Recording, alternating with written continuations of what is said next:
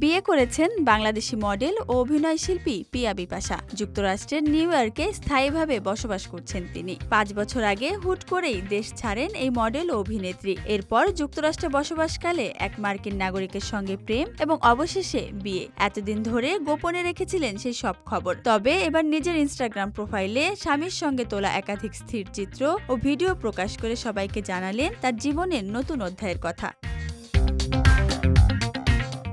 গত এপ্রিলে পিয়া জানিয়েছিলেন বছরের শেষ দিকে আনুষ্ঠানিকভাবে বিয়ের আয়োজন করবেন, কিন্তু শেষ পর্যন্ত আর দেরি করেননি। ইনস্টাগ্রামে দেওয়া তথ্যে জানা গেছে চলতি বছরের ২৬ জুন বিয়ের আনুষ্ঠানিকতা সম্পন্ন করেছেন তিনি। যদিও স্বামীর নাম পরিচয় এখনো প্রকাশ্যে আনেননি, তবু ছবিগুলোতে ভালোবাসার ছাপ স্পষ্ট।